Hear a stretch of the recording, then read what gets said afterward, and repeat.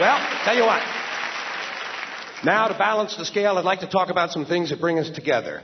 Things that point out our similarities instead of our differences. Because that's all you ever hear about in this country is our differences. That's all the media and the politicians are ever talking about, the things that separate us, things that make us different from one another. That's the way the ruling class operates in any society. They try to divide the rest of the people. They keep the lower and the middle classes fighting with each other so that they, the rich, can run off with all the fucking money. Fairly simple thing, happens to work. You know, anything different, that's what they're going to talk about. Race, religion, ethnic and national background, jobs, income, education, social status, sexuality. Anything you can do, keep us fighting with each other so that they can keep going to the bank. You know how I describe the economic and social classes in this country? The upper class keeps all of the money, pays none of the taxes. The middle class pays all of the taxes, does all of the work. The poor are there just to scare the shit out of the middle class. Keep them showing up at those jobs.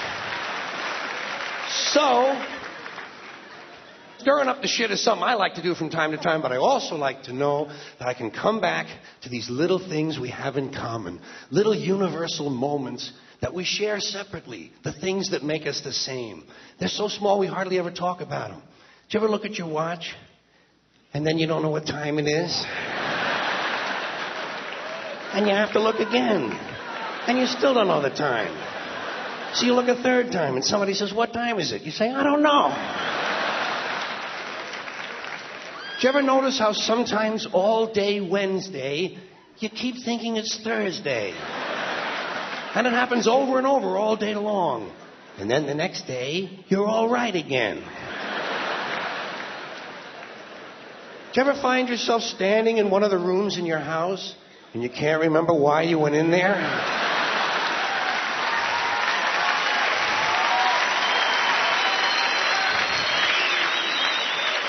And two words float across your mind: Alzheimer's disease. You ever been talking to yourself and somebody comes in the room and you have to make believe you were singing? And you hope to God the other person really believes there's a song called "What Does She Think I Am?" Some kind of putz? Little experiences we've all had. You ever been sitting in a railroad train in a station and there's another train sitting right next to you and one of them starts to move and you can't tell which one it is?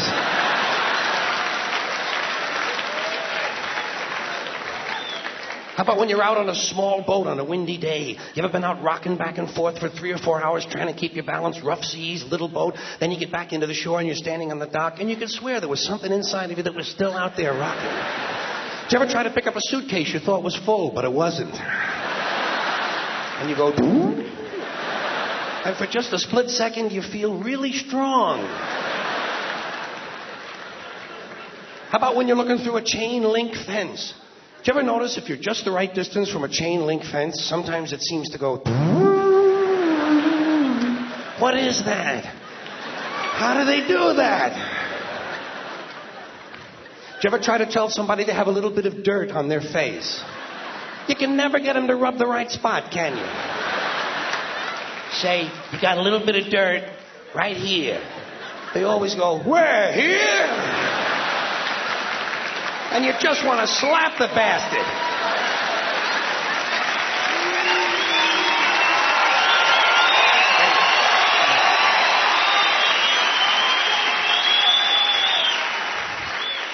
Do you ever notice how awful your face looks in a mirror in a restroom that has fluorescent lights? Every cut, scrape, scratch, scar, scab, bruise, boil, bump, pimple, zip, wart, welt, and abscess you've had since birth all seem to come back at the same time. And all you can think of is, "I gotta get the fuck out of here!"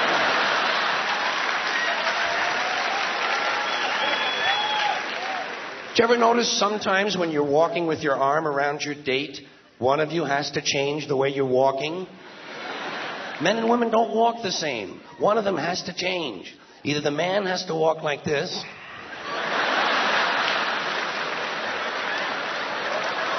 or the woman has to walk like this. "Joey, how are you?"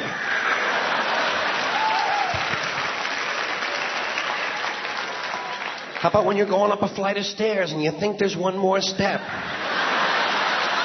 And you go... And then you have to kind of keep doing that, you know? So people will think it's something you do all the time. I do this all the time. It's the third stage of syphilis.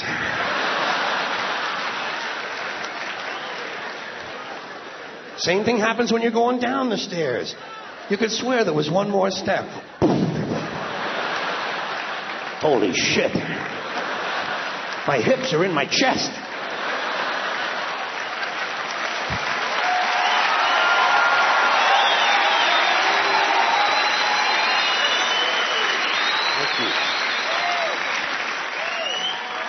When you drink grapefruit juice in the morning, do you go like this?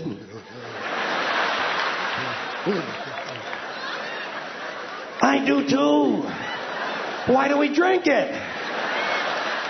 It's like ice cream throat. You know when you've been eating ice cream too fast and you get that frozen spot in the back of your throat, but you can't do anything about it because you can't reach it to rub it? You just have to kind of wait for it to go away. And it does. Then what do?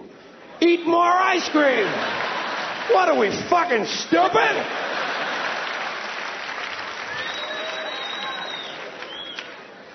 Did you ever fall asleep on a late afternoon and wake up after dark and you don't know what goddamn day it is?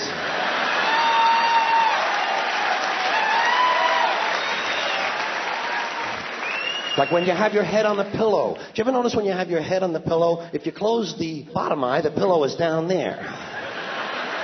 Then if you switch eyes, the pillow moves up there. Whoa, holy shit, Dave, look at this. The mystery of the moving pillow. I think it's related to the chain link fence mystery myself.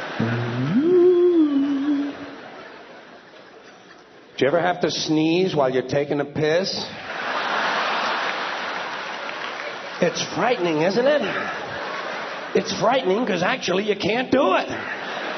It's physically impossible to sneeze while pissing. Your brain won't let it happen. Your brain says, stop pissing! We're going to sneeze now! Because your brain knows you might blow your asshole out.